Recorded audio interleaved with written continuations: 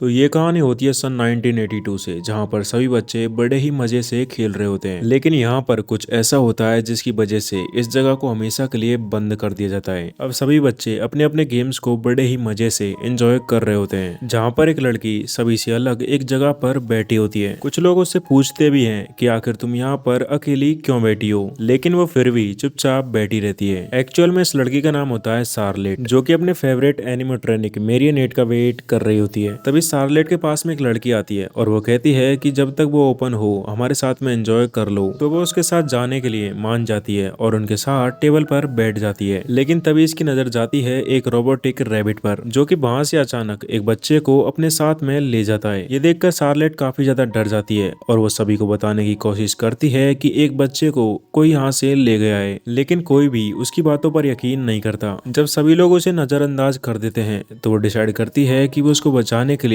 अब खुद ही जाएगी। एंड वो जैसे ही उसको बचाने के लिए जा रही होती है तभी वो लड़की कहती है कि तुम वहां पर मत जाओ, लेकिन शार्लेट उस बच्चे को बचाने के लिए अंदर चली जाती है। यहाँ पर काफी अंधेरा होता है, जिसकी वजह से शार्लेट को काफी ज्यादा डर भी लग रहा होता है, लेकिन वो हिम्मत करती हुई आखिरकार उस रूम तक पहुंच जाती है जहाँ पर वो किलर रैबिट अपने काम में लगा हुआ था। तभी शार्लेट को उस बच्चे के पैर दिख जाते हैं, तो वो छुपती छुपाती हुई उस बच्चे तक पहुंच जाती है और जैसे उस रैबिट को देखती है तो वो वहां पर नहीं होता, क्योंकि उसको शार्लेट का पता लग चुका था। अब शार्लेट जल्दी से उस बच्चे को उठाती है और अपने साथ लेकर आने लगती है और तभी अचानक से वो रैबिट अपने हाथ में चाकू लेकर शार्लेट का पीछा करने लगता है। शार्लेट वहां से बाहर निकलने के लिए अपनी पूरी ताकत लगा देती है और आखिरकार उस बच्चे को वहां से लेकर बाहर आ जाती है। एंड वो सभी के सामने जोर से चीखती है ताकि सभी लोगों को उसके बारे में पता लग सके। उसके चिल्लाने की वजह से सभी लोग उसकी तरफ देखने लगते हैं, लेकिन वो अचानक से जमीन पर धड़ाम से गिर जाती है, क्योंकि उस रैबिट ने वहां से निकलते टाइम उसके ऊपर बार कर दिया था। तभी वो चैम्बर ओपन होता है और वो उसके अंदर गिर जाती है। एंड कुछ देर बाद ही उसके अंदर से निकलती है मेरियनेट। अब शार्लेट को इतने गहरे घाव लगने की वजह से उसकी डेथ हो जाती है और इसी की वजह से इस जगह को हमेशा के लिए बंद कर दिया जाता है। इसके बाद सीन शिफ्ट होता है और हमें 20 साल बाद में दिखाया जाता है, जहाँ पर बेनेसा नाम की लड़की माइक को कॉल करती है कि क्या हम मिल सकते हैं। बेनेसा वही लड़की होती है जो कि शार्लेट से बात कर रही थी। खैर अब माइक बेनेसा को मिलने के लिए हाँ कर देता है, यानी कि ये दोनों एक दूसरे को डेट करने के लिए जा रहे होते हैं। तभी माइक की छोटी बहन उसे चिढ़ाने लगती है, तो माइक कहता है कि हमारे बीच ऐसा कुछ भी नहीं है, हम जस्ट ऐसे ही मिलने के लिए जा रहे हैं। तभी एबी की स्कूल बस आती है तो वो वहाँ से चली जाती है। बस के अंदर वो सभी बच्चों को शार्लेट और रैबिट की कहानी के बारे में सुनाने लगती है, जिसको सुनने के बाद में कोई भी उसकी बातों पर यकीन नहीं करता।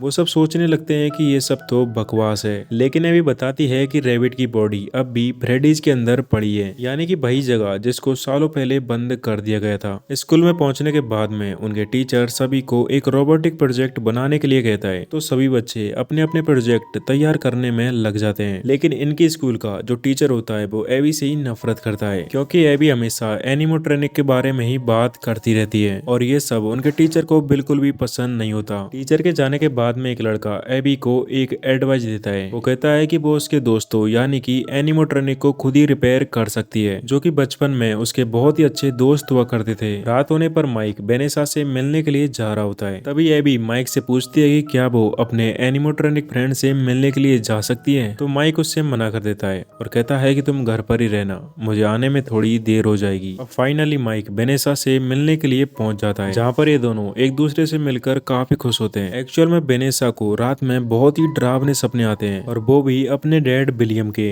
तो माइक कहता है कि जब तक तुम इनसे डरती रहोगी ये तुम्हें और भी ज्यादा डराते रहेंगे, इसलिए तुम अपने डर का सामना करो और इसे हमेशा के लिए मिटा दो। अब काफी देर बातचीत करने के बाद में माइक अपने घर वापस आ जाता है, लेकिन उसे पता लगता है कि एबी तो घर पर ही नहीं है। एंड माइक को एक नोट भी मिलता है कि वो उसके दोस्तों से मिलने के लिए जा रही है। तो कुछ देर बाद में ही माइक वहाँ पर पहुंच जाता है और देखता है कि एबी तो अकेली ही बैठी हुई है, क्योंकि उसके दोस्त वहाँ पर नहीं होते। माइक कहता है कि हमें यहाँ से चलना चाहिए और मैं माफी चाहता हूँ कि मैंने तुम्हें उनके बारे में नहीं बताया। माइक एबी को ऐसे उदास देखकर उसे यहाँ से कुछ टॉय ले जाने के लिए बोलता है, तो एबी को एक रेडियो नजर आता है जो कि एकदम अजीब था। एक्चुअल में ये रेडियो उन एनिमेट्रॉनिक से बात करने का एक जरिया होता है। माइक यहाँ से निकलते टाइम एक अजीब सा नोटिस दिखता है। इनके यहाँ से चले जाने के बाद में हम 3 लोगों को देख पाते हैं जो कि अपनी ऑडियंस के लिए हॉरर जगहों पे जा जाकर कंटेंट क्रिएट करते हैं, लेकिन इन्हें पता नहीं होता कि ये जिस जगह पर जा रहे हैं वो इनका आखिरी कंटेंट होगा। इन लोगों को यहाँ पर बुलाया था माइकल ने। ये सभी अंदर जाने के लिए बहुत ही एक्साइटेड होते हैं। एंड जैसे अंदर पहुंचते हैं तो इन्हें काफी कमाल और काफी एक्साइटिंग चीज देखने को मिलती है। माइकल कहता है कि ये जगह तुमको अपने लूप में फंसा सकती है, इसलिए संभल कर रहना। और एक्चुअल में होता कुछ ऐसा ही है। इस लड़की को एक गाना सुनाई देने लगता है तो वो उसका पीछा करते करते एक रूम के अंदर पहुंच जाती है। एंड ये जैसे ही उस गाने को बंद करती है तो वहां से निकलती है मेरियनेट यानी कि सारलेट, जो कि एकदम से उस लड़की के अंदर एंटर कर जाती है। इस लड़की के साथ में जो दो लड़के आए थे उनमें से एक गुफा के अंदर जाने लगता है। उसका गलती से पैर स्लिप होता है और वो पानी के अंदर गिर जाता है और थोड़ी देर में सारलेट उसे भी मार देती है। माइकल को इस सब के बारे में पहले से पता होता है और वो इन तीनों को मरवा कर यहाँ से भाग जाता है, क्योंकि वो अगर थोड़ी देर भी वहाँ पर रुकता तो सारलेट उसे भी मार देती। इधर वेनेसा अपने डर को खत्म करने के लिए सपनों में अपने डैड का सामना करती है ताकि वो हमेशा के लिए उनसे छुटकारा पा सके। सपनों के अंदर वेनेसा के डैड उसे काफी डराने की कोशिश करते हैं कि वो उनके इशारों पर ही चलेगी, लेकिन वेनेसा अपने डर पर काबू करती है और उन्हें हरा देती है। इधर एबी को उस रेडियो से मैसेज आने लगते हैं जिसमें होती है उसकी फ्रेंड चीका, जो कि एक एनिमोट्रॉनिक थी। वो कहती है कि हमें हेल्प चाहिए,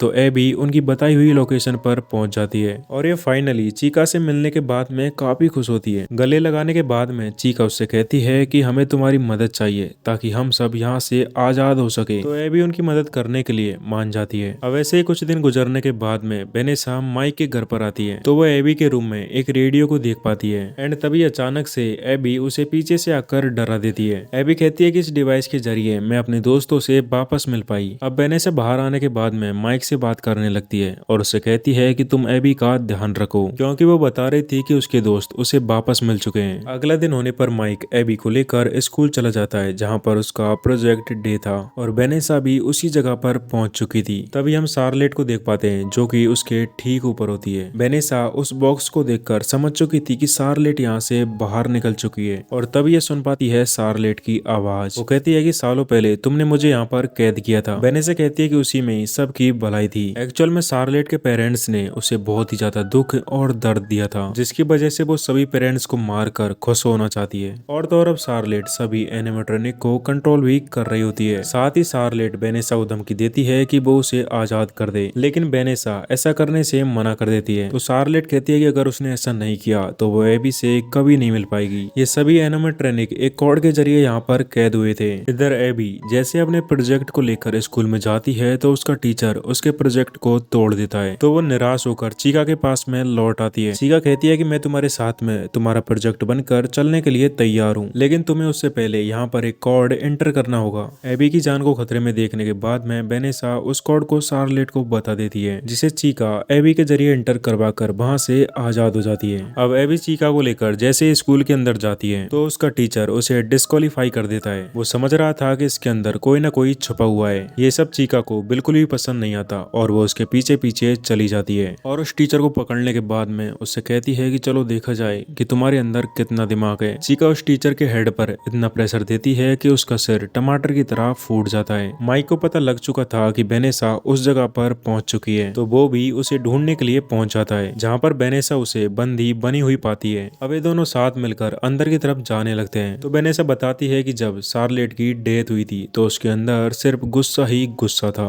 और इसलिए ही वो गुस्से में सभी को मारना चाहती है, लेकिन पहले उसे एक म्यूजिक बॉक्स के जरिए हमेशा के लिए बंद कर दिया था। माइक कहता है कि एक ऐसा ही बॉक्स मेरे पास है। वेनेसा कहती है कि उन सबको रोकने का सिर्फ एक ही रास्ता है, उन सभी को डिस्कनेक्ट करना होगा। तो माइक कहता है कि वो सब मैं कर लूंगा, तुम एबी के पास में जाओ। एबी जो कि कंपटीशन में चीका के साथ में जीत चुकी थी। वेनेसा जैसे कार लेकर जा रही होती है तो उसके ऊपर एक एनिमोट्रॉनिक हमला कर देता है, लेकिन वो किसी तरह उससे बच जाती है। माइक ने सभी को डिस्कनेक्ट कर दिया था, लेकिन अब भी एक लोकेशन बता रही थी और वो थी उसके घर की, जहाँ पर एबी उसके साथ में खेल रही थी। एक्चुअल में ये चीका नहीं थी, ये थी सारलेट, जो कि अचानक से एबी के अंदर एंटर कर लेती है। वेनेसा जब तक एबी के पास में पहुंचती है तब तक उसने एबी को कंट्रोल कर लिया था। वेनेसा सारलेट को रोकने की काफी कोशिश करती है, लेकिन वो उसे रोक नहीं पाती। तभी यहाँ पर माइक आ जाता है और वो म्यूजिक चलाकर उसे शांत कर देता है, जिसे सुनने के बाद में सारलेट यहाँ से जा चुकी थी। एबी तो यहाँ पर बच चुकी थी, लेकिन तभी सभी एनिमोट्रॉनिक्स इन पर हमला कर देते हैं। एंड तभी यहाँ पर एंट्री होती है माइकल की, जो कि वेनेसा का ही भाई था।